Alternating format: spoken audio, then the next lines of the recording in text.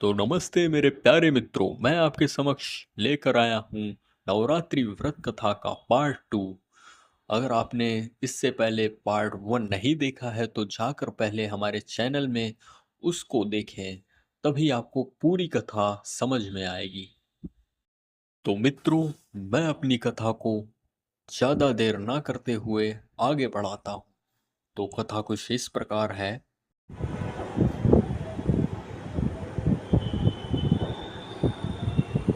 इस प्रकार दुर्गा के वचन सुन ब्राह्मणी बोली, अगर आप मुझ पर प्रसन्न हैं तो हे दुर्गे, मैं आपको प्रणाम करती हूँ।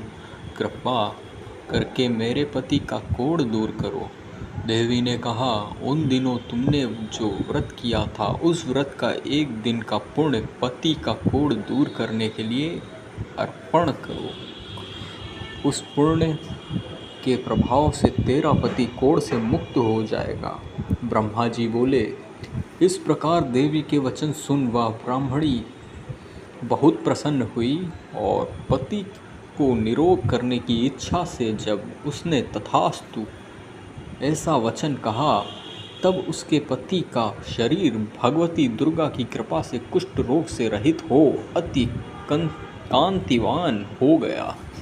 वह ब्राह्मणी पति की मनोहर देह को देख देवी की स्तुति करने लगी।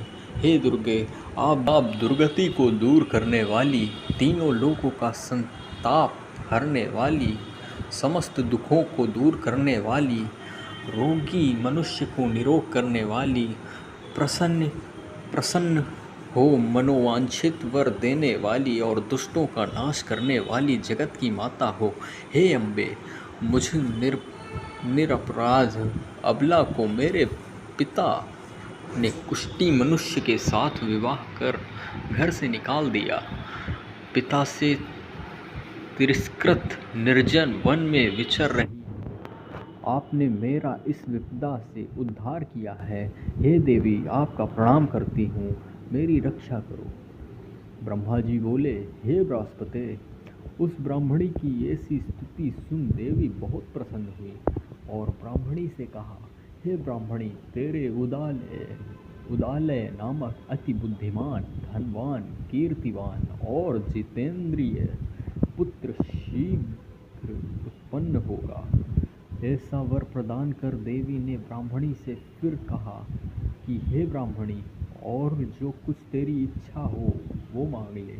भगवती दुर्गा का ऐसा वचन सुन सुमति ने कहा कि हे भगवती दुर्गे, अगर आप मुझ पर प्रसन्न हैं तो कृपा कर मुझे नवरात्र व्रत की विधि और उसके फल का विस्तार से वर्णन करें।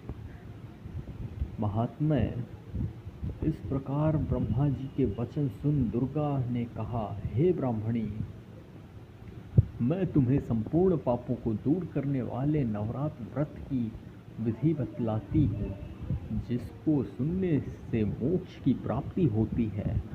आश्विन मास के शुक्ल पक्ष की प्रतिपदा से लेकर 9 दिन तक विधि पूर्वक व्रत करें।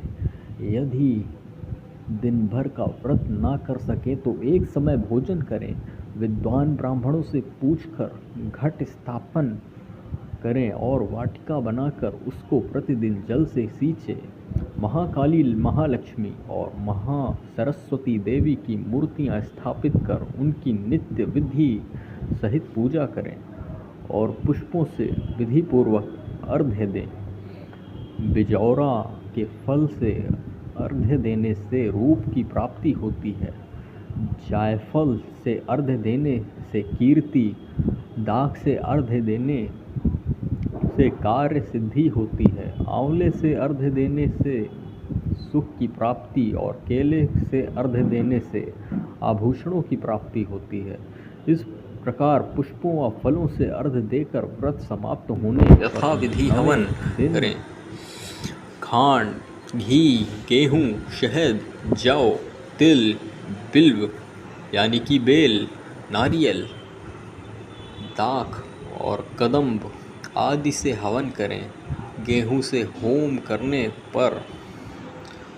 करने से लक्ष्मी की प्राप्ति होती है। खीर एवं चंपा के पुष्पों से धन की और बेल के पत्तों से तेज व सुख की प्राप्ति होती है। आंवले से कीर्ति की और केले से पुत्र की, कमल से राज सम्मान की और दाखों से संपदा की प्राप्ति होती है। खांड, घी, नारियल, शहद, जौ और तिल तथा फलों से हवन करने से मनोवांछित वस्तु की प्राप्ति होती है।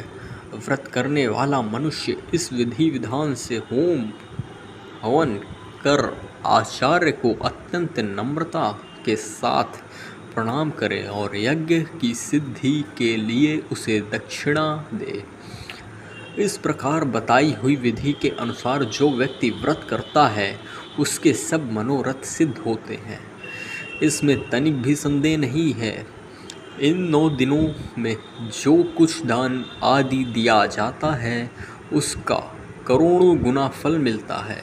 इस नवरात्र व्रत से अश्वमेध यज्ञ का फल मिलता है। हे ब्राह्मणी, इस संपूर्ण कामनाओं को पूर्ण करने वाले उत्तम व्रत को तीर्थ, मंदिर अथवा घर में विधि के अनुसार करें। ब्रह्मा जी बोले, हे बृहस्पति, इस प्रकार ब्राह्मणी को व्रत की विधि और फल बताकर देवी अंतर्ध्यान हो गई। जो मनुष्य या स्त्री इस व्रत को भक्तिपूर्वक करता है वह इस लोक में सुख प्राप्त कर अंत में दुर्लभ मोक्ष को प्राप्त होता है। हे बृहस्पति, यह इस दुर्लभ व्रत का महात्म्य है जो मैंने तुम्हें बतलाया है। यह सुन बृहस्पति जी आनंद से प्रफुल्लित हो ब्रह्मा जी से कहने लगे कि हे ब्राह्मण, आपने मुझ पर अति कृपा की जो मुझे इस नवरात्रि व्रत का महात्म्य सुनाया। ब्रह्मा जी बोले, हे बृहस्पति, यह देवी भगवती शक्ति संपूर्ण लोकों का पालन करने वाली है।